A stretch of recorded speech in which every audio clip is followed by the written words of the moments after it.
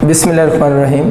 अस्सलाम वालेकुम बच्चों, आज के लेक्चर में हम जो टॉपिक कवर करने की कोशिश करेंगे उसमें हम कुछ बेसिक आइडिया देखेंगे कि सर्कुलर मोशन क्या है और सर्कुलर मोशन की टाइप्स पे भी कुछ थोड़ी सी बात मैं करूँगा कि सर्कुलर मोशन की टाइप्स कौन सी होती हैं। एक स्लाइड से डिफरेंस देखेंगे कि सर्कुलर मोशन में और रोटेशन मोशन का आपस में लिंक क्या है या इनमें डिफरेंस क्या है। और जो सबसे हमारा जो मेन टॉपिक होगा आज का वो ये होगा कि types of acceleration in circular motion. कि हम ये देखेंगे कि अगर एक बॉडी सर्कुलर मोशन परफॉर्म करता है तो उसके कितने टाइप के एक्सेलरेशन हो सकते हैं। ठीक है, इस पर हम डिटेल से बात करेंगे। तो हमारा मेन टॉपिक आज का जो है वो types of acceleration in circular motion है। तो मैं इंशाल्लाह कोशिश करूँगा कि इस पूरे लेक्चर जब आप एंड तक पहुँचे, अगर आप पूरा सुन रहे हैं तो आपको एंड तक सर्कुलर मोशन के जो एक्सेलरेशन है उस पर आपको कंप्लीट ग्रिप होगी और आपको आइडिया हो चुका होगा कि अगर एक बॉडी सर्कुलर मोशन परफॉर्म करेगा तो उसके कितने टाइप के एक्सेलरेशन होंगे, उनकी डायरेक्शन क्या है, उनको कैलकुलेट करें कैसे करेंगे, उनके फार्मूलाज क्या हैं और उन सब एक्सेलरेशन का आपस में लिंक क्या है। ये आज के लेक्चर में हम समराइज़ करने की कोशिश करेंगे। तो स्टार्ट करते हैं सर्कुलर मोशन से ना। देखिए, सर्कुलर मोशन के बारे में एक लाइन तो नॉर्मली लोग बोलते हैं कि motion of a body along a circular path. ठीक है, ये बात हम सबको याद है कि motion of a body, suppose करें एक बॉडी है और इस पाथ को हम क्या बोलते हैं, सर्कुलर पाथ कहते हैं। तो motion of a body along a circular path is called circular motion. ठीक है, तो सर्कुलर पाथ के अलॉन्ग उसकी मोशन है उसका हम सर्कुलर मोशन कहते हैं। या समटाइम लोग ये भी कहते हैं motion of a body along the circumference, along the circumference of circle. वही बात है, फिर भी इसी पाथ को सर्कमफेरेंस बोलते हैं ना। इन इस पाथ की लेंथ असल में क्या होती है, सर्कमफेरेंस होती है। तब ये कहते हैं motion of body along the circular path, तब भी सर्कुलर मोशन है। अब ये कहते हैं motion of a body along the circumference of circle, उसको भी सर्कुलर मोशन कहेंगे। हम ये भी कह सकते हैं कि ड्यूरिंग सर्कुलर मोशन जो बॉडी का डिस्टेंस होता है फ्रॉम अ फिक्स पॉइंट, यानी किसी भी बॉडी का जो डिस्टेंस होगा फ्रॉम अ फिक्स पॉइंट का मतलब यहाँ पर सेंटर है ना, तो उस बॉडी का किसी फिक्स पॉइंट से जो डिस्टेंस होगा, यानी सेंटर से डिस्टेंस मुझे बताएं चेंज हो रहा है नहीं हो रहा।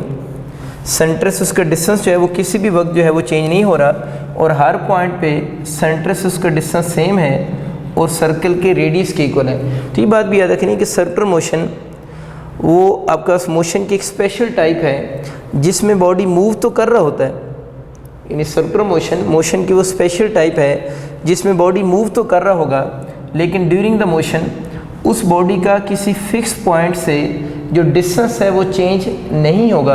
और यहाँ पर वो फिक्स पॉइंट जिससे उसका डिस्टेंस चेंज नहीं होता वो सर्कल का सेंटर होता है। तो ये बस तीनों बातें आप लोगों ने याद रखनी है। अगर कभी एमसीक्यू यहाँ से बन जाए तो इसका बेसिक आइडिया आपको होना चाहिए। अब सर्कुलर मोशन का तो हमें आइडिया हो गया कि सर्कुलर मोशन क्या है। अब देखते हैं रोटेशन मोशन क्या है ना। इसको समझने के लिए मैं अगेन लास्ट लेक्चर मैंने जो फ़ैन था उसके विंग की एग्जांपल ली थी। ये सपोज करें बच्चों एक फ़ैन है, उसका एक विंग है और ये उसका एक्सिस रोटेशन मैंने बना दी है। ये फ़ैन का एक विंग है, ये उसका एक्सिस रोटेशन है और इस एक्सिस के राउंड इस फ़ैन के विंग ने रोटेट करना है। मुझे बताएं इस विंग के ऊपर एक पॉइंट होगा, नंबर ऑफ़ पॉइंट्स होंगे। इस विंग के ऊपर बहुत सारे पॉइंट्स होंगे। सपोज करें ये पॉइंट ए है, ये पॉइंट बी है और ये पॉइंट सी है। अब जब फ़ैन का विंग यूँ हॉरिजेंटल प्लेन में मूव करेगा तो इसका ये वाला जो पॉइंट होगा ये अपनी यूँ मोशन कर रहा होगा, इसकी भी सर्कुलर मोशन होगी। पॉइंट बी भी यूँ मूव कर रहा होगा, इसकी भी अपनी सर्कुलर मोशन होगी और पॉइंट सी भी यूँ मूव करेगा, उसकी भी अपनी सर्कुलर मोशन होगी। इसका मतलब ये हो कि जो तीनों पार्टिकल्स हैं ये एक ही बॉडी के पार्टिकल हैं और तीनों पार्टिकल अपने अपने सर्कल में क्या कर रहे हैं, मूव कर रहे हैं। तो पॉइंट ए की भी सर्कुलर मोशन, बी की भी सर्कुलर मोशन, सी की भी सर्कुलर मोशन। तो अब रोटेशन मोशन क्या है ना। तो रोटेशन मोशन के बारे में मैं एक लाइन लिखता हूँ कि when system of particles, when system of particle move then their motion is called rotational motion. तो जब सिस्टम ऑफ पार्टिकल की हम बात करें, एक पार्टिकल की बात करें तो कौन सी मोशन है? Circular motion. और जब इन सारों की मोशन को इकट्ठा पढ़ लें तो इसी को हम क्या बोलते हैं? रोटेशन मोशन कहते हैं। तो एक पार्टिकल की मोशन तो सर्कुलर मोशन है, और सर्कुलर मोशन क्या है उसकी 3 डिफरेंट डेफिनेशन हमने देखी हैं। लेकिन जब सिस्टम ऑफ पार्टिकल मूव कर रहा है, जिसमें ये तीनों पार्टिकल एक ही बॉडी के हैं और सारे पार्टिकल मूव कर रहे हैं सर्कुलर पाथ में, तो ऐसी कंबाइंड मोशन को हम किसका नाम दे रहे होते हैं? रोटेशन मोशन का ही नाम देते हैं। तो थोड़ा वर्ड याद रखना है कि when system of particle move then their motion is named as rotation motion. अब हम आते हैं बच्चों अपने टॉपिक की तरफ, कि हमारा टॉपिक जो है वो टाइप्स ऑफ एक्सेलरेशन है इन किस में? सर्कुलर मोशन में। अब जो सर्कुलर मोशन होती है ना, इसकी भी फर्दर 2 टाइप्स होती हैं, यानी सर्कुलर मोशन की भी 2 टाइप्स बनती हैं। इसमें एक जो है वो यूनिफॉर्म सर्कुलर मोशन है, और दूसरी जो टाइप है वो नॉन यूनिफॉर्म सर्कुलर मोशन है। अब ये दोनों हैं तो सर्कुलर मोशन ही, फिर इन दोनों में डिफरेंस क्या है ना? सर्कुलर मोशन में यूनिफॉर्म होने में और नॉन यूनिफॉर्म होने में ना, अब बस एक वर्ड याद रखो कि अगर बॉडी जो मूव कर रहा हो सर्कुलर पाथ में, अगर उस बॉडी की v कांस्टेंट होना, v मीन उसकी लीनियर स्पीड, वेलोसिटी नहीं कह रहा, अगर बॉडी सर्कुलर पाथ में मूव कर रहा हो तो अगर उसकी स्पीड कांस्टेंट स्पीड से मूव करेगा तो उस मोशन को हम यूनिफॉर्म सर्कुलर मोशन कहेंगे। और अगर बॉडी सर्कुलर पाथ में मूव कर रहा है लेकिन उसकी जो स्पीड है वो वेरिएबल स्पीड है, अगर उसकी स्पीड वेरिएबल है तो उस मोशन को हम क्या बोलेंगे? नॉन यूनिफॉर्म सर्कुलर मोशन कहेंगे। तो सर्कुलर मोशन की 2 डिफरेंट कैटेगरीज हैं, एक यूनिफॉर्म सर्कुलर मोशन और एक नॉन यूनिफॉर्म सर्कुलर मोशन है। आपका जो कोर्स है, जो टेक्स्ट बुक आप लोगों ने पढ़ी है, उसमें जो सारे टॉपिक्स हैं वो यूनिफॉर्म सर्कुलर मोशन में हैं और उसमें उसने ये अज्यूम किया हुआ है कि बॉडी की स्पीड जो है वो कांस्टेंट है। लेकिन जब आपके एंटी टेस्ट में एमसीक्यूज आते हैं तो यूनिफॉर्म सर्कुलर मोशन के भी आते हैं और कुछ एमसीक्यूज जो हैं वो नॉन यूनिफॉर्म सर्कुलर मोशन के भी आते हैं। तो हम इन दोनों मोशन को कंबाइन करके पढ़ेंगे। कुछ क्वेश्चन हम यूनिफॉर्म सर्कुलर मोशन के बनाएंगे और कुछ जो क्वेश्चन हम नॉन यूनिफॉर्म सर्कुलर मोशन के भी देखेंगे कि वो कौन कौन से क्वेश्चन इसके बन सकते हैं। तो हम बात कर रहे थे बच्चे टाइप्स ऑफ एक्सेलरेशन की। अच्छा बच्चों, अब हम देखते हैं कि जो सेंट्रीपिटल एक्सेलरेशन है उसके मैथमेटिकल एमसीक्यूज किस टाइप के आएंगे। तो इसके लिए आपको सेंट्रीपिटल एक्सेलरेशन का फार्मूला याद रखना होगा। सेंट्रीपिटल एक्सेलरेशन का फार्मूला होता है v²/r। v यहाँ पर बॉडी की स्पीड है और r यहाँ से सर्कल का रेडियस है। तो यहाँ से बहुत बेसिक एमसीक्यूज आपके ये बन जाएंगे कि आपको अगर इस तरह का एमसीक्यूज आ जाता है कि सेंट्रीपिटल फोर्स का और बॉडी की स्पीड से सर्कल में मूव कर रहा है उसके क्वेश्चन आ जाते हैं, तो AC का r के स्क्वायर के साथ डायरेक्ट रिलेशन है। कहना ये चाह रहा हूँ कि अगर आपका क्वेश्चन आता है ना, अगर हम बॉडी की स्पीड को डबल कर दें तो बताएं सेंट्रीपिटल एक्सेलरेशन पे क्या इफेक्ट होगा। तो स्पीड को डबल करने से सेंट्रीपिटल एक्सेलरेशन 4 टाइम हो जाएगा। आपको पता है ना, हमने दोनों साइड बैलेंस करनी होती है। इधर तो v डबल हुआ है, लेकिन इस तरफ अगर आप 4 लगाएंगे तो दोनों साइड बैलेंस होंगी, क्योंकि इस 2 का यहाँ पर क्या लिया जा रहा है? स्क्वायर लिया जा रहा है। तो ये बहुत बेसिक सी बात है, बस आपको आइडिया होना चाहिए। आपके इस तरह के क्वेश्चन आ सकते हैं। नेक्स्ट इस फार्मूला के एमसीक्यूज इस टाइप के आ सकते हैं कि आपको क्वेश्चन में v और r गिवन हो तो यहाँ से हम क्या बता सकते हैं? सेंट्रीपिटल एक्सेलरेशन भी बता सकते हैं। या अगर इसमें मैं किसी और को सब्जेक्ट बना दूँ, किसी और को सब्जेक्ट बनाने का मतलब अगर रेडियस के क्वेश्चन आ जाए तो उसका फॉर्मूला आपके पास क्या बनेगा? v²/ac होगा। या अगर इसी क्वेश्चन में v के क्वेश्चन आ जाए कि बॉडी जिस स्पीड से मूव कर रहा है सर्कल में वो v कैलकुलेट करो, तो v² को इसी साइड पर रहने दो, तो AC इंटू r हो जाएगा। इस तरफ v का स्क्वायर आ रहा है, हमें v चाहिए तो बोथ साइड पे क्या ले लेंगे? अंडर ले लेंगे। तो v का जो फार्मूला बनेगा वो AC इंटू r हो जाएगा। तो बच्चों दोबारा रिवाइज कर रहा हूँ, एक तो आपको इस फार्मूला में से AC के क्वेश्चन आएंगे जब v और r आपको गिवन होंगे। एक इस टाइप के क्वेश्चन बनेंगे कि v को डबल हाफ करें तो AC पे क्या इफेक्ट होगा, या AC की कोई चेंज गिवन हो तो उससे आप v बता सकते हैं, एक बात होगी। दूसरा, इसमें रेडियस के क्वेश्चन भी आ सकते हैं। उसके लिए आपको जब बॉडी सर्कुलर पाथ में मूव कर रहा है तो बॉडी की स्पीड अगर आपको गिवन हो और उस सर्कुलर पाथ का अगर आपको रेडियस गिवन हो तो उस पॉइंट पे आप इस वैल्यू को कैलकुलेट कर सकते हैं। सेकंड ये है कि आपके पास v के क्वेश्चन आ सकते हैं और v का फार्मूला AC इंटू क्या होगा? r के इक्वल होगा। बस ये चीज़ें याद रखनी। इसी फार्मूले को थोड़ा और मॉडिफाई करते हैं। आप लोगों ने बच्चों पढ़ रखा है v = r ओमेगा होता है। तो यहाँ पर क्या लिखा हुआ है? v² लिखा हुआ है। तो v² किसके इक्वल होगा? r² और ओमेगा² होगा। अगर इसी चीज़ को मैं यहाँ पर पुट कर दूँ तो ज़रा गौर करें, AC किसके इक्वल बनेगा? v² की जगह पर लिख देंगे r² omega square over R, R R से कैंसिल हो जाएगा, तो A C equal to R omega square. इसके एक तो क्वेश्चन आपके अच्छे खासे बनते हैं, और आपको यहाँ से नज़र आ रहा है कि जो सेंटीमीटर एक्सेलरेशन है इसका एंगुलर स्पीड के साथ डायरेक्ट रिलेशन है, यानी सेंटीमीटर एक्सेलरेशन का एंगुलर स्पीड के साथ डायरेक्ट रिलेशन है। और ये कब होल्ड करेगा, जब सर्कल का रेडियस कांस्टेंट होगा।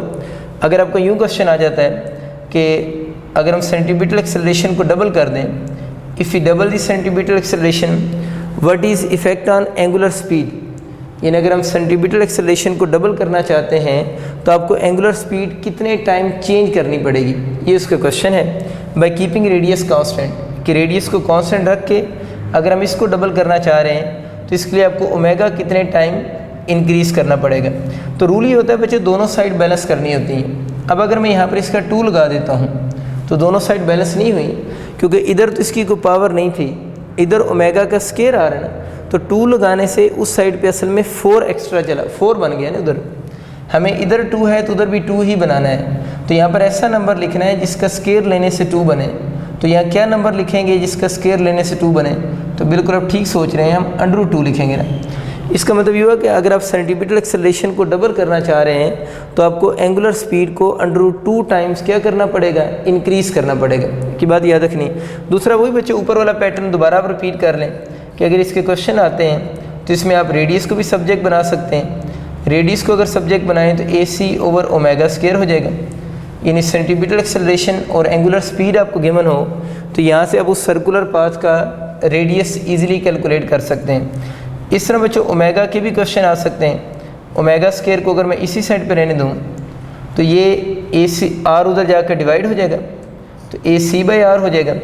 हमें तो क्योंकि सिंपल ओमेगा चाहिए तो दोनों साइड पे √, ले लेंगे तो स्केयर √, से कैंसिल हो जाएगा। इसका मतलब ये अगर आपको सेंटीमीटर एक्सेलरेशन और सर्कल का रेडियस पता हो तो यहाँ से हम ओमेगा की वैल्यू कैलकुलेट कर सकते हैं। तो ये जितने मैंने पैटर्न लिखे हैं इनके आपको असाइनमेंट्स में और हमारे एकेडमी के टेस्ट में इनके क्वेश्चन मिल जाएंगे। जैसे आप लोगों ने इनमें वैल्यूज पुट करनी है और कोई लॉजिक नहीं है। थोड़ा और आगे चलते हैं। देखिए जो फार्मूला भी आप लोगों ने लिखा है A C equal to R omega square, इसकी फॉर्म चेंज होकर भी क्वेश्चन आ सकते हैं। फॉर्म इसकी कैसे चेंज हो सकती है, आपको याद होगा लास्ट लेक्चर में हम लोगों ने एक चीज़ ये भी सीखी थी, ओमेगा 2π/t भी होता है। अगर मैं ओमेगा को 2π/t लिख दूँ तो आर ओमेगा स्केयर है ना, तो बन जाएगा 4π स्केयर, 2π का 4π स्केयर ओवर t स्केयर हो जाएगा। तो इसमें भी ज़रा देख लें कि अगर किसी क्वेश्चन में आपसे सेंटीमीटर एक्सेलरेशन पूछा गया हो और आपको रेडियस और टाइम पीरियड गिवन हो तो इस फार्मूला से आप तब भी उसको सॉल्व कर सकते हैं। एक तो ये चीज़ याद रखनी है। तो यहाँ से मैं आइडिया हो गया कि एक तो सेंटीमीटर एक्सेलरेशन और टाइम पीरियड के क्वेश्चन भी बन सकते हैं। और अगर मैं यहाँ से टाइम पीरियड को सब्जेक्ट बना लूँ, टाइम पीरियड किस चीज़ का है, इस सर्कुलर पाथ में अगर बॉडी रिवॉल्व कर रहा है तो कितना टाइम लेगा, कंप्लीट रोटेशन के टाइम को हम टाइम पीरियड बोल रहे हैं। अगर इसको मैं उस तरफ ले जाऊँ तो आर 4π स्केयर ओवर ए सी हो जाएगा। अब अगर इस इक्वेशन के बोथ साइड पे हम √, लें तो आपका टाइम पीरियड का जो फार्मूला बन जाएगा वो 4π स्केयर तो √, से बाहर आ जाएगा, 4π बाहर आकर 2π हो जाएगा और r ओवर ए सी हो जाएगा। तो ये बच्चों बहुत इंपॉर्टेंट फार्मूला है। ये किसी भी बॉडी का टाइम पीरियड कैलकुलेट करने का फार्मूला है अगर वो बॉडी सर्कुलर मोशन परफॉर्म कर रहा हो। तो अगर हमें उस सर्कल का रेडियस गिवन हो और उसका सेंटीमीटर एक्सेलरेशन की वैल्यू गिवन हो तो हम इजीली उस पार्टिकल का टाइम पीरियड यहाँ से कैलकुलेट कर सकते हैं। एक बात होगी। दूसरी चीज़ ये है कि ये जो फार्मूला है इसी फार्मूले को आप ओमेगा 2π/t भी होता है ना, तो ओमेगा को हम बच्चे क्या लिख सकते हैं, 2πf की फॉर्म में भी लिख सकते हैं। तो ऊपर वाला फार्मूला जो है उसके फ्रीक्वेंसी की फॉर्म के भी क्वेश्चन बन सकते हैं।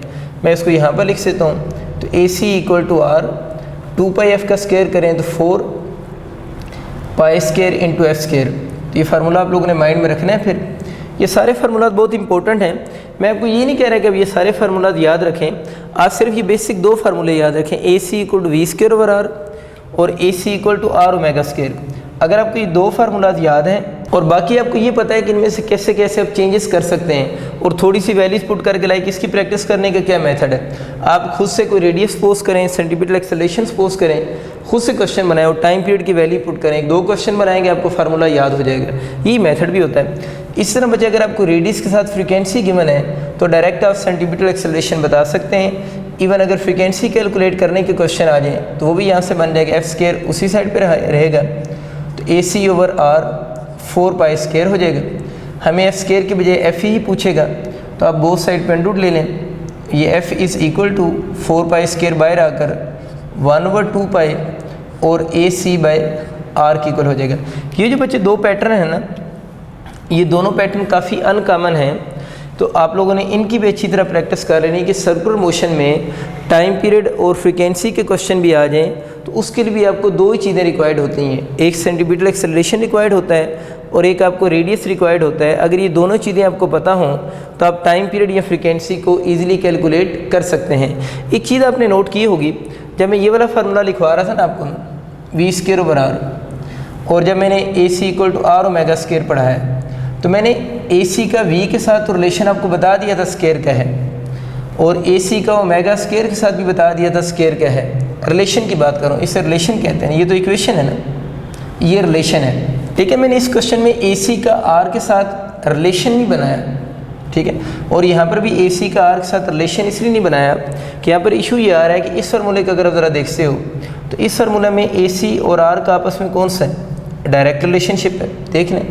और इस फार्मूले में देखते हो अगर आप तो ए सी का और आर का आपस में इन्वर्स रिलेशनशिप, यानी एक फार्मूले में डायरेक्ट है, एक फार्मूले में इन्वर्स रिलेशन है। न्यूमेरिकल आ जाए ना तो उसमें तो इक्वेशन यूज़ होती है ना, उससे कोई फ़र्क नहीं पड़ेगा। आपको आर ओमेगा गिवन है, इधर से हल करो, वी और आर गिवन है, इधर से आंसर निकाल लो। लेकिन ये मसला है कि जब इस तरह क्वेश्चन आ जाए, इन क्वेश्चन सपोज करें क्या बनेगा, वही आता है कि एक बॉडी सर्कल में मूव कर रहा है, जिस तरह ये बॉडी सर्कल मूव कर रहा है, वो कहते हैं हम सर्कल के रेडियस को इंक्रीज़ कर रहे हैं। एक बॉडी सर्कल में मूव कर रहे हैं, हम सर्कल के रेडियस को इंक्रीज़ कर रहे हैं, बताएं सेंटीमीटर एक्सेलरेशन पे क्या इफेक्ट होगा। ये सवाल है ना कि रेडियस को इंक्रीज़ करने से सेंटीमीटर एक्सेलरेशन पे क्या इफेक्ट होगा। तो बच्चों मसला ये आ रहा है कि इधर से देखेंगे तो रेडियस को इंक्रीज़ करने से सेंटीमीटर एक्सेलरेशन डिक्रीज़ हो जाएगा, इधर से देखेंगे तो रेडियस के इंक्रीज़ होने से सेंटीमीटर एक्सेलरेशन इंक्रीज़ हो जाएगा। अब जब इस तरह की प्रॉब्लम को हम कैसे सॉल्व करेंगे, आप लोगों ने याद रखना है कि जब भी इस तरह के क्वेश्चन आएंगे, ये हमारा जनरल फार्मूला है। जनरल फार्मूला मैं उस फार्मूला को कहता हूँ जो हम हमेशा यूज़ करेंगे। तो हम हमेशा ए सी और आर का इन्वर्स यूज़ करेंगे, तो फिर ये वाला कब यूज़ करेंगे, जब इसकी कंडीशन गिवन होगी। और इसकी कंडीशन ये है कि ए सी और आर का डायरेक्ट रिलेशन अब सिर्फ उस वक्त क्वेश्चन में यूज़ करेंगे जब आपको स्टेटमेंट में कहीं लिखा होगा बाय कीपिंग ओमेगा कांस्टेंट। तो अगर वो कहते हैं ना बाय कीपिंग ओमेगा कांस्टेंट, तो फिर आप लोगों ने याद रखना है ए सी और आर का आप डायरेक्ट यूज़ करेंगे। अदरवाइज़ अगर ये ओमेगा कांस्टेंट का वर्ड नहीं लिखा हुआ तो हमेशा आप लोगों ने इन्वर्स ही यूज़ करना है। फॉर एग्जांपल मैं एक स्टेटमेंट बोलता हूँ, आप नोट करें कि what is effect on centimeter acceleration if we double the radius of circular path. What is effect on centimeter acceleration if we double the radius of circular path by keeping omega constant. तो देखिए इस सवाल में मैंने क्या बोला है, bye keeping omega constant. तो इस ओमेगा कांस्टेंट आपके लिए हिंट है कि आप लोगों ने फार्मूला आप डायरेक्ट यूज़ करना है या इन्वर्स। तो हम इन्वर्स यूज़ करेंगे क्योंकि स्टेटमेंट में मैंने ये बोला है कि बाय कीपिंग ओमेगा कांस्टेंट, तो ये वाला फार्मूला यूज़ होगा। तो ए सी और आर का आपस में डायरेक्ट रिलेशन है, और इस क्वेश्चन में उसने क्या कहा है कि इसको डबल कर दें, रेडियस को डबल कर दें, तो ए सी पे क्या इफेक्ट होगा, तो हम बोलेंगे ए सी भी क्या हो जाएगा, डबल हो जाएगा। लेकिन इसी क्वेश्चन में अगर यूँ होता ना, what is effect on centimeter acceleration if you double the radius of circular path, यहाँ तक सवाल होता if you double the radius of circular path, और by keeping angular velocity constant वाला वर्ड यूज़ ना होता, तो फिर आप लोगों ने इस ऊपर वाले से आंसर करना था। ये कब होगा कि अगर ये क्वेश्चन होता what is effect on centimeter acceleration if you double the radius of circular path, बस इतना सवाल होता, तो फिर ये कंडीशन नहीं गिवन थी, आप लोगों ने जनरल फार्मूला यूज़ करना था, और उसमें कौन सा रिलेशन है, इन्वर्स रिलेशन है। तो देखें अगर रेडियस जो है वो डबल हो रहा है तो इस प्रोपोर्शनैलिटी को मेंटेन करने के लिए ए सी ने फिर क्या होना है, हाफ होना है। तो इस केस के अंदर आपका जो सेंटीमीटर एक्सेलरेशन होगा वो पहले से क्या हो जाएगा, हाफ हो जाएगा। क्लियर होगी बात आपको। तो इन फार्मूलाज़ को एक दफ़ा आप लोगों ने इनके अंदर वैल्यूज़ पुट करें, इनके थोड़े बहुत क्वेश्चन अगर आप वैल्यूज़ पुट करके क्रिएट करते हैं तो बहुत आसान थीम है, आपको बहुत ईजिली ये चीज़ें आप याद कर सकते हैं। अब फूल जैसे बच्चों हम शुरू करते हैं अपना जो टॉपिक मेन है, जो कि टाइप्स ऑफ एक्सेलरेशन है इन सर्कुलर मोशन। तो याद ही रखें कि सर्कुलर मोशन में there are 4 types of acceleration. अगर हम सर्कुलर मोशन की बात करते हैं तो सर्कुलर मोशन में एक्सेलरेशन की टोटल 4 टाइप्स बनती हैं, उनके पहले नाम लिख लेते हैं। जो पहली टाइप अभी हम पढ़ेंगे वो है सेंट्रीबिटल एक्सेलरेशन। इसको हम ए और सबस्क्रिप्ट में सी से डिनोट करते हैं, ए सी इसकी सिंबल होती है। दूसरा जब एक्सेलरेशन पढ़ेंगे वो है टेंजेंशियल एक्सेलरेशन, इसको हम ए टी से डिनोट करते हैं। और जो थर्ड टाइप आप लोगों ने एक्सेलरेशन की पढ़नी है उसको हम बोलेंगे नेट एक्सेलरेशन, इसको हम ए से डिनोट करेंगे। और जो लास्ट टाइप हम पढ़ेंगे वो आप लोगों की है एंगुलर एक्सेलरेशन, इसको हम अल्फ़ा से डिनोट करेंगे। तो एक्सेलरेशन की आपके पास 4 टाइप्स होगी, सेंटीमीटल, टेंजेंशियल, नेट एक्सेलरेशन। इसको ये भी कहते हैं, इसके साथ मैं सबस्क्रिप्ट में NET भी लिख देता हूँ, नेट ना भी लिखें तो बात एक ही है। और एंगुलर एक्सेलरेशन जो है उसको हम अल्फ़ा से डिनोट करते हैं। अब हम बारी बारी इन सबको पढ़ना शुरू करते हैं। तो सबसे पहले जब हम स्टार्ट लेते हैं सेंट्रीबिटल एक्सेलरेशन से। सेंट्रीबिटल एक्सेलरेशन को समझने के लिए मैं एक सर्कल ड्रॉ कर रहा हूँ। सपोज करें ये एक सर्कल है और इस सर्कल में एक कोई बॉडी है जो इस सर्कुलर पाथ के अलॉन्ग मूव कर रहा है। ये सर्कल का सेंटर O है, बॉडी की मास m अज्यूम कर लेते हैं और बॉडी सर्कुलर पाथ के अलॉन्ग मूव कर रहा है। एक चीज़ अपने पल्ले बांध लें कि जब भी सर्कुलर मोशन होगी, सेंट्रीबिटल एक्सेलरेशन हमेशा होगा। हमेशा का मतलब क्या है? जब भी सर्कुलर मोशन होगी सेंट्रीबिटल एक्सेलरेशन हमेशा होगा, ये बात याद रखनी है। अच्छा, अब इसको समझना शुरू करते हैं। देखिए, सर्कुलर मोशन में हम लोगों ने पढ़ा है जब बॉडी सर्कुलर मोशन परफॉर्म कर रहा होता है तो उस बॉडी की अगर हम वेलोसिटी बनाना चाहें तो हमें पता है उस बॉडी की वेलोसिटी की डायरेक्शन अलोंग दी टेंजेंट होती है। ये मैंने कुछ टेंजेंट ड्रॉ किए हैं। ये बॉडी सर्कुलर मोशन कर रहा है तो इस बॉडी की जो वेलोसिटी की डायरेक्शन होगी वो बच्चों आप लोगों ने याद रखना है, अलोंग दी किधर होगी? टेंजेंट वेलोसिटी की डायरेक्शन होती है। टेंजेंट क्या होता है कि the line which touches the curve at a single point. लेकिन ये जो लाइन मैंने ड्रॉ की है ये इस कर्व को, ये कर्व है इस जगह पर सोचें, इसको सिंगल पॉइंट पे टच कर रही है। तो ये बात याद रखनी है कि जब बॉडी सर्कुलर मोशन करेगा तो उस बॉडी की वेलोसिटी की डायरेक्शन अलोंग दी क्या होगी? टेंजेंट होगी। अब मुझे बताएं, सपोज कर लेते हैं कि यूनिफॉर्म सर्कुलर मोशन है। अगर हम ये अज्यूम कर लें कि जो मोशन है वो यूनिफॉर्म सर्कुलर मोशन है तो हमें पता है यूनिफॉर्म सर्कुलर मोशन में बॉडी की स्पीड तो कांस्टेंट होगी, यानी यूनिफॉर्म सर्कुलर मोशन में बॉडी की स्पीड कांस्टेंट होगी। अभी हमने पढ़ा है कि यूनिफॉर्म सर्कुलर मोशन में बॉडी की स्पीड को कांस्टेंट होना चाहिए। अच्छा, अब देखना ये है कि यूनिफॉर्म सर्कुलर मोशन में स्पीड तो कांस्टेंट है बॉडी की, तो क्या जिस बॉडी की हम बात कर रहे हैं उस बॉडी की वेलोसिटी भी कांस्टेंट है या नहीं है? क्या ख्याल है, बताएं शाबाश। वेलोसिटी कांस्टेंट होगी नहीं होगी? तो हम बोलेंगे अगर बॉडी यूनिफॉर्म सर्कुलर मोशन भी करे तो उसकी स्पीड तो कांस्टेंट हो सकती है लेकिन उसकी वेलोसिटी वेरिएबल होगी। वेलोसिटी बच्चों आपको पता है कि वेक्टर क्वांटिटी है, वेलोसिटी वेक्टर क्वांटिटी है और इसकी जो मैग्नीट्यूड होती है उसको हम क्या कहते हैं? स्पीड कहते हैं। तो अगर बॉडी कांस्टेंट स्पीड से मूव करे तो वेलोसिटी की मैग्नीट्यूड, मतलब जिसे हम स्पीड कहते हैं, वो तो चेंज नहीं हो रही। तो फिर वेलोसिटी जो है वो वेरिएबल किस सेंस में है? जो वेलोसिटी है उसकी डायरेक्शन चेंज हो रही है इस केस में, यानी वेलोसिटी की मैग्नीट्यूड तो चेंज नहीं हो रही लेकिन वेलोसिटी जो है उसकी क्या चेंज हो रही है? डायरेक्शन चेंज हो रही है। इसका मतलब ये हो कि अगर हम यूनिफॉर्म सर्कुलर मोशन कोई स्टडी करें तो उसमें पहली बात हम लोगों ने क्या सीखी? स्पीड कांस्टेंट होगी लेकिन वेलोसिटी उसकी वेरिएबल होगी। और वेलोसिटी किस सेंस में वेरिएबल होगी? In terms of direction. वो आप देख लें कि इसकी डायरेक्शन बार बार चेंज हो रही है। कोई भी जो वेक्टर होता है वो 2 तरह से चेंज होता है, या उसकी मैग्नीट्यूड चेंज हो या डायरेक्शन चेंज हो या फिर दोनों चीज़ें चेंज हो रही हों। तो यहाँ पर यूनिफॉर्म सर्कुलर मोशन में वेलोसिटी चेंज हो रही है इन टर्म्स ऑफ कौन सा? डायरेक्शन चेंज होने की वजह से। अब बच्चों आप लोगों ने याद रखना है वेलोसिटी की जब डायरेक्शन चेंज हो रही है, वेलोसिटी की यहाँ पर डायरेक्शन चेंज हो रही है तो वेलोसिटी की डायरेक्शन चेंज होने की वजह से जो एक्सेलरेशन प्रोड्यूस होगा उसी एक्सेलरेशन को हम सेंट्रीबिटल एक्सेलरेशन कहते हैं। यानी सेंट्रीबिटल एक्सेलरेशन के बारे में क्या है उसको याद रखना है कि ये वो टाइप ऑफ एक्सेलरेशन है which produce due to change in direction of velocity. मैं तो अक्सर कह रहा होता हूँ, आप इसके बारे में ये लाइन लिखने, ये प्रोड्यूस होता है, produce only due to change in direction of velocity. तो मैंने देखें ओनली का वर्ड खुद ही लिखा है इसके, आपको सही कंसेप्ट क्लियर हो कि इस एक्सेलरेशन के बारे में याद रखना है, ये सिर्फ कब प्रोड्यूस होगा, only due to change in direction velocity, यानी जब बॉडी की वेलोसिटी की डायरेक्शन चेंज होगी तो ही इस एक्सेलरेशन ने प्रोड्यूस होना है। तो मुझे बताओ, मैंने एक शुरू में क्या कहा था कि जब भी बॉडी सर्कुलर मोशन करेगा सेंटीपिटल एक्सेलरेशन होगा, क्योंकि सर्कुलर मोशन में हर पॉइंट पे बॉडी की डायरेक्शन ऑफ मोशन तो क्या हो रही है, चेंज हो रही है, और जब वेलोसिटी की डायरेक्शन या मोशन की डायरेक्शन क्या हो रही है, चेंज हो रही है, तो इस एक्सेलरेशन ने मस्ट क्या होना है, प्रोड्यूस होना है। तो हमें समझ आ गया कि मोशन यूनिफॉर्म हो या नॉन यूनिफॉर्म हो, दोनों में बॉडी की डायरेक्शन मोशन तो हर वक्त क्या होगी, चेंज होगी।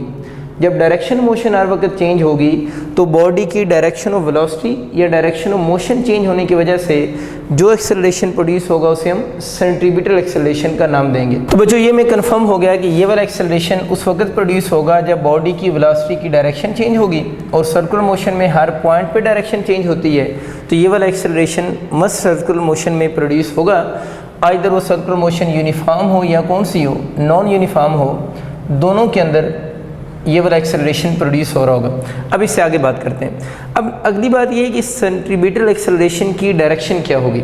तो आप लोगों ने याद रखना है कि जो सेंट्रीपिटल एक्सेलरेशन की डायरेक्शन होती है वो along the radius towards the centre होगी। तो मैंने क्या लफ्ज़ बोला है, अलोंग दी रेडियस और टुवर्ड्स सेंटर होगी। तो दोनों बातें याद रखनी है कि सेंट्रीपिटल एक्सेलरेशन की direction along the radius and towards centre होगी।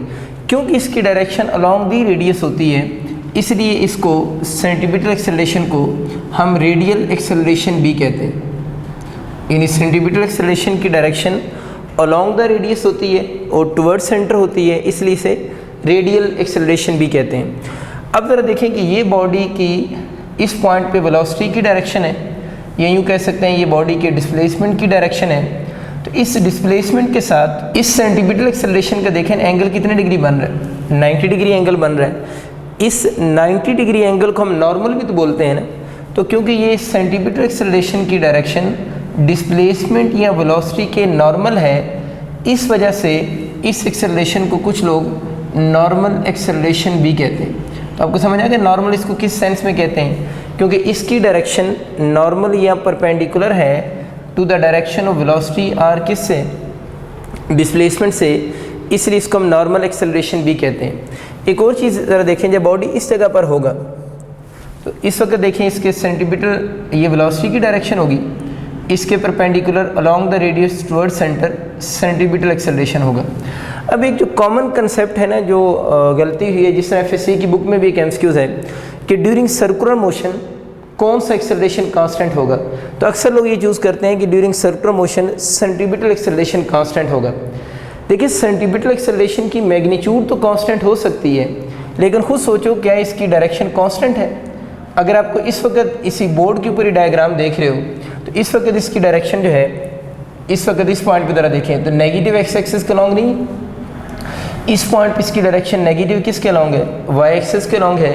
तो अगर मैं इसकी वेक्टर फॉर्म लिखूंगा तो इस वक्त इसकी डायरेक्शन किधर है, नेगेटिव एक्स एक्सिस के अलॉन्ग। यहाँ पर इसकी डायरेक्शन किधर है, नेगेटिव वाई एक्सिस के अलॉन्ग। तो इसका मतलब ये हुआ कि सेंटीमीटर एक्सेलरेशन की ये बात बिल्कुल ठीक है कि direction along the radius toward centre रहती है, लेकिन ये बात ज़रूर है कि उस टुवर्ड सेंटर की जो पोजीशन है वो तो बार बार क्या हो रही होती, चेंज हो रही होती है। तो इस चीज़ का ख्याल रखना है कि जब बॉडी सर्कुलर मोशन करे उस वक्त बॉडी का जो सेंटीमीटर एक्सेलरेशन होगा उसकी डायरेक्शन हर पॉइंट पे क्या हो रही होती है, चेंज हो रही होगी। वो क्यों चेंज हो रही होती है, अब ये दो बातें माइंड में रखें ना, इस तरफ नेगेटिव एक्स एक्सिस, इस तरफ नेगेटिव वाई एक्सिस। बाकी चीज़ों का आप खुद हम इमेजिन कर सकते हैं कि इसकी हर पॉइंट पे डायरेक्शन क्या हो रही होगी, चेंज हो रही होगी।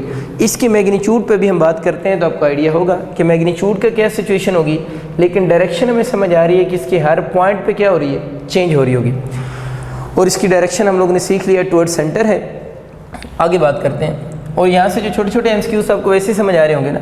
अगर आपका एमसीक्यू आ जाता है कि सेंटीमीटर एक्सेलरेशन का और डिस्प्लेसमेंट का आपस में एंगल कितने डिग्री, तो आप देख लें 90 डिग्री बन रहा है, 90 है ना। इसी तरह सेंटीमीटर एक्सेलरेशन का और अगर वेलोसिटी का एंगल आपसे पूछ रहे तो वो भी तो कितने डिग्री आ रहा है, 90 डिग्री आ रहा है। एक और बहुत इंटरेस्टिंग बात कि इस बॉडी का ये जो, अगर बॉडी इस जगह पर होगी ना तो इसकी मास m है इस जगह पर। अगर इसकी मास इस वक्त m है तो इस मास m का जो पोजीशन वेक्टर होगा उसकी ये डायरेक्शन होगी। ये मास m है और ये इस मास m का पोजीशन वेक्टर है, तो मैं इसके साथ आर कैप लिख देता हूँ। तो पोजीशन वेक्टर की डायरेक्शन टुवर्ड्स सेंटर नहीं होती, पोजीशन वेक्टर जो है इस बॉडी की पोजीशन को बता रहा होता है विद रिस्पेक्ट टू ओरिजिन। तो इसका मतलब कि पोजीशन वेक्टर की डायरेक्शन अवे फ्रॉम सेंटर होगी। तो अब चुंगड़ो क्या एमसीक्यू बना कि सेंटीमीटर एक्सेलरेशन और किसका जो पोजीशन वेक्टर है इन दोनों की डायरेक्शन एक दूसरे के अपोजिट है, तो इन दोनों के दरमियान में अगर आपका एंगल का एमसीक्यू आ जाता है centimetre acceleration and position vector, तो इन दोनों के दरमियान में एंगल 180 डिग्री होगा। ये बात मैंने इसलिए डिस्कस की है ना, मैं शुरू में आपको क्या बोल रहा था कि सेंटीमीटर एक्सेलरेशन की direction toward centre along radius है, इसी वजह से बच्चों को लगता है कि शायद सेंटीमीटर एक्सेलरेशन और आर जो है इसके दरमियान में एंगल 0 होगा। एंगल 0 नहीं होगा, एंगल 180 होगा, क्योंकि पोजीशन वेक्टर बताता है उस बॉडी की पोजीशन को विद रिस्पेक्ट टू ओरिजिन, या सादा लफ्ज़ों में पोजीशन वेक्टर की डायरेक्शन सेंटर से अवे होगी। तो इन दोनों के दरमियान में एंगल कौन सा हो गया, 180 डिग्री बनेगा। तो आपके एमसीक्यू कौन कौन से इकट्ठे हो गए, एक ये एमसीक्यू तो आपको समझ आ गया, एक ये वाला एमसीक्यू हो गया, ये इसके साथ ही इसका बच्चा है छोटा सा, और इसके साथ जो एंगल बन रहा है वो 180 डिग्री एंगल होगा। अब बच्चों आते हैं हम इस टॉपिक की कैलकुलेशन की तरफ कि इसके कैलकुलेशंस या मैथमेटिकल एमसीक्यूज कैसे बनेंगे। अब बच्चों बात करते हैं कि जो डायरेक्शन ऑफ सेंटीमीटर एक्सेलरेशन है वो अभी हम लोगों ने देखा है कि टुवर्ड्स सेंटर ऑफ सर्कल होती है, यानी उसकी जो डायरेक्शन है सेंटीमीटर एक्सेलरेशन की वो टुवर्ड्स सेंटर ऑफ सर्कल होगी। सपोज करें ये सर्कल का सेंटर है तो इसकी डायरेक्शन टुवर्ड्स सेंटर है, और फिर मैंने आपको पोजीशन वेक्टर का कंसेप्ट भी बताया था, उसकी डायरेक्शन अवे फ्रॉम सेंटर होती है। और इस पॉइंट पे अगर हम लीनियर वेलोसिटी की डायरेक्शन ले लें तो लीनियर वेलोसिटी हमें पता है अलोंग दी टेंजेंट होती है। अब हम बात करते हैं कि अभी हम लोगों ने सेंटीमीटर एक्सेलरेशन के एक फॉर्मूला पढ़ा है v²/r। अब इसके ना जो नेक्स्ट क्वेश्चन आते हैं वो इसकी वेक्टर फॉर्म के आते हैं, ठीक है। तो वेक्टर फॉर्म बनाने के लिए आप AC इज़ इक्वल टू, लेकिन v²/r तो उसी तरह लिखा रहेगा। अब ये तो मैग्नीट्यूड लिखी हुई है कि जब किसी भी वेक्टर का स्क्वायर लेते हैं तो वो उसकी मैग्नीट्यूड बन जाती है। अब आप लोगों ने इसको वेक्टर बनाना है, तो किसी भी नंबर को वेक्टर बनाने के लिए या मैग्नीट्यूड को वेक्टर बनाने के लिए हम उसको यूनिट वेक्टर से मल्टीप्लाई करते हैं। इस AC को वेक्टर बनाने के लिए, क्योंकि ये तो मैग्नीट्यूड थी, मैग्नीट्यूड को सिंबॉलिकली वेक्टर बनाने के लिए हम उसको यूनिट वेक्टर से मल्टीप्लाई कर देते हैं। ये बात हमें समझ आ गई। लेकिन इसको आर कैप से क्यों मल्टीप्लाई किया है, क्योंकि सेंटीमीटर एक्सेलरेशन की डायरेक्शन अलोंग रेडियस है ना, इसकी डायरेक्शन किधर है, अलोंग रेडियस है। लेकिन हमें ये भी पता है इसकी डायरेक्शन अलोंग रेडियस की वजह से आर कैप लिखा है, और दूसरी बात ये कि इसकी डायरेक्शन टुवर्ड्स सेंटर भी है, तो टुवर्ड्स सेंटर की वजह से हम माइनस साइन लगा रहे हैं। तो माइनस साइन यहाँ पर ये शो कर रहा है कि जो सेंटीमीटर एक्सेलरेशन है वो डायरेक्टेड टुवर्ड्स सेंटर है, डायरेक्टेड टुवर्ड्स सेंटर, कि इसकी डायरेक्शन जो है वो टुवर्ड्स सेंटर है, इसलिए फार्मूला में हम नेगेटिव साइन लगा रहे हैं। एक तो ये एमसीक्यू के लिए आप लोगों ने याद रखना है कि अगर आपका एमसीक्यू आ जाता है इसकी वेक्टर फॉर्म करेक्ट कौन सी है, तो ये वाली वेक्टर फॉर्म है। कैसे बनी वो हम बात कर चुके हैं। आगे चलते हैं। AC इक्वल टू, इस माइनस को शुरू में लें तो v²/r हो जाएगा। अब r कैप की इसमें वैल्यू पुट करो। r यूनिट वेक्टर क्या होता था, r वेक्टर डिवाइडेड बाय उसकी मैग्नीट्यूड। तो ये फार्मूला होता है यूनिट वेक्टर का, ए वेक्टर ओवर इट्स मैग्नीट्यूड हो जाएगा। तो यहाँ से अगर हम AC की वैल्यू कैलकुलेट करते हैं तो माइनस v²/r, अब r इंटू आर मिलकर क्या हो जाएंगे, r² इंटू r वेक्टर हो जाएगा। अब बच्चों ये दूसरी वेक्टर फॉर्म भी आप लोगों ने एमसीक्यू के लिए लाजमी याद रखनी है। इसमें देखें जो पेपर में आप कंफ्यूज होते हैं, हमें याद हुआ होता है नीचे r आना है, तो याद रखें अगर यूनिट वेक्टर हो तो इधर r ही आएगा, लेकिन अगर इस जगह पर पोजीशन वेक्टर लिखा हो तो नीचे फिर r नहीं आएगा, फिर नीचे क्या आएगा, r² आएगा। एक चीज़ होगी। दूसरा हम लोगों ने आज इसका फंडा पढ़ा था कि AC इक्वल टू r ω² भी होता है, तो यहाँ से भी हम इसकी वेक्टर फॉर्म बना सकते हैं। वही लॉजिक है, इधर एरो लगा देंगे, इधर यूनिट वेक्टर से मल्टीप्लाई करेंगे, और से क्यों किया है, अलोंग रेडियस डायरेक्शन है, माइनस साइन लगा देंगे कि जो शो करेगा इसकी डायरेक्शन टुवर्ड्स सेंटर है। एक ये आपका एमसीक्यू बन गया। दोबारा आप इसमें आर कैप की अगर वैल्यूज पुट करते हैं तो AC is equal to r ω² into, अब ये जो आप इसमें अगर वैल्यूज पुट करते हो और माइनस साइन स्टार्ट में आ जाता है तो इसकी वैल्यू बनेगी r vector over its magnitude. अब ये वाला r आपके इस r से कैंसिल हो जाएगा, AC is equal to minus ω² into r vector होगा। ये बहुत इंपॉर्टेंट बातें हैं। देखिए इस फार्मूले में क्या लिखा हुआ है, आर ओमेगा स्केयर के साथ माइनस आर है, लेकिन यूनिट वेक्टर लिखा हुआ है। तो आप लोगों ने याद रखना है यहाँ दो आर आ रहे हैं, एक मैग्नीट्यूड वाला है, एक यूनिट वेक्टर वाला है। लेकिन अगर यहाँ पर आप लोगों ने पोजीशन वेक्टर लिखा होगा तो फिर मैग्नीट्यूड वाला आर आप देख लें क्या हो चुका है, कैंसिल हो चुका है। तो ये याद रखिए कि 4 डिफरेंट इसकी वेक्टर फॉर्म है और इन सारी वेक्टर फॉर्म के क्वेश्चंस का भी आपको आइडिया होना चाहिए।